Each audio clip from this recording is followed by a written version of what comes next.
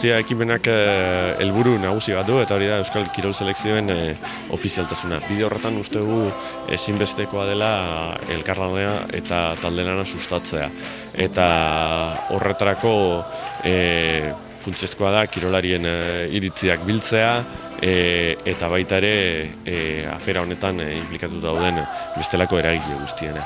Eta azkeneko urtetan bizitako blokeo eta nolabaiteko atzera pausu horri buelta emateko jaio da jauzia. Ez modu apalean, modu umilean, Bilboko kafe antzokian egindako bilkura irekien bitartez jaio da, eta gure lehenengo urratsa eta momentu honetan gure bentsate jauziaren iparra da abenduaren 27 eta 28an jokatuko diren futbol partidak, Euskal Herriko eta Kataluniako selekzioak jokatu behar dituztenak, eta bueno, abagunea probestuz herri ekimena bultzatuko dugu ofizialtasunaren alde. Dela zaila bada, ez da zinezkoa zaila bada, badago lortzea ta ero.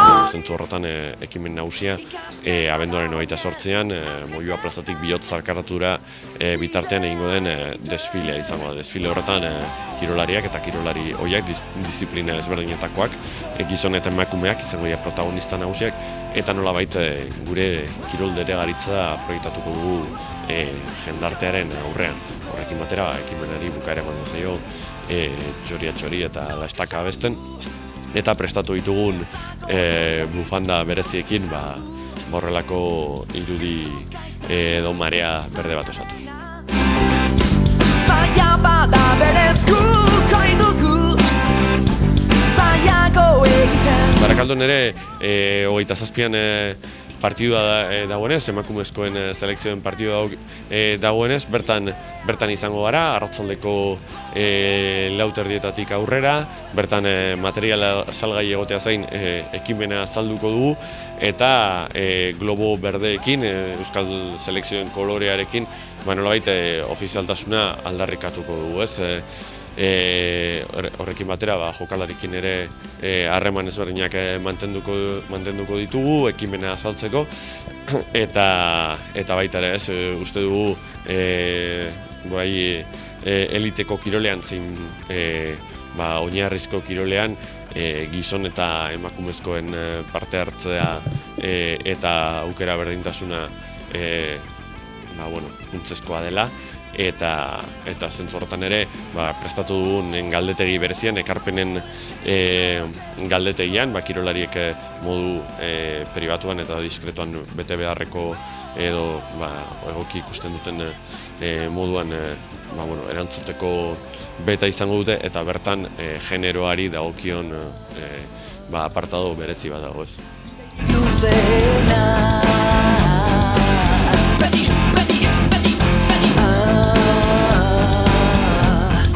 Batez hasten da, bat bi,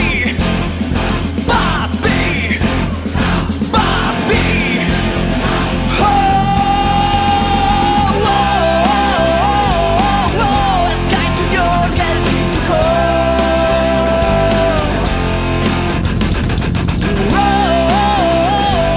Moyua plaza eta Bihotz sakratua beteko duen tarte horretan auzolanean aritzeko, txanda ezberdinak betetzeko, materialaren salmenta ere bermatzeko, eta horretarako dei egiten diogu jendeari gerturatzeko, aldez aurretik gura baldin badago gurekin harremanetan jartzeko, horretarako one country, one team@gmail.com helbide elektronikoa dauka, bestela Twitter bidez edo Facebook bidez ere gurekin kontaktatu dezake, eta besoak zabalik ekarpen guztietan.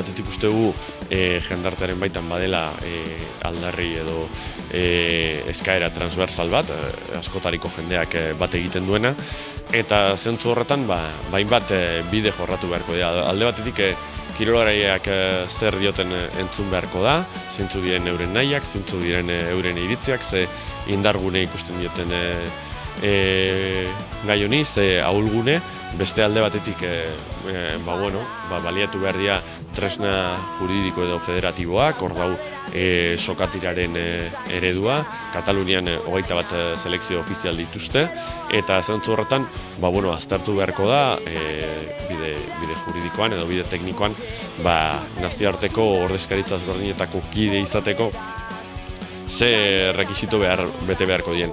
Baina guzti hau, ezinbestekoa edo errealitate bihurtzeko ezinbestekoa da norabide berdinean arraun egitea eta argi izatea zein izango den, ofizialtasunaren liburu zuria edo zeintzuk izan berdia amankomunean eman beharko pausuak. Eta hori da jauziaren beste erronketako bat, ez behintzat oliostatzea harreman horiek, jartzea paperaren gainean zer egin daiteken, eta guztion artean bakoitzak bere planotik, bere paperetik, zelaitik, armaiatik, bulegoetatik, kaleetatik zer ekarpen egin dezaken talde lan honetarako. Arrasoen hizkuntza gutxietsiz kultura bat. Bero ezagun igandean eta larun batean egun ederrak bizitzea, jartzea Euskal Kirol Selekzioen ofizialtasunaren aldarria berriro ere mahai gainean, baina agerraldian esan dugun moduan, ez? Abenduaren 29an nondiño dana egiteke egongo da, eta zentzu horretan nik uste azpimarragarriena dela beharrezkoa dela talde lanean aritzea, beharrezkoa dela horri zuri hori betetzen joatea, eta guztien ekarpenek ez egingo dutela talde lana.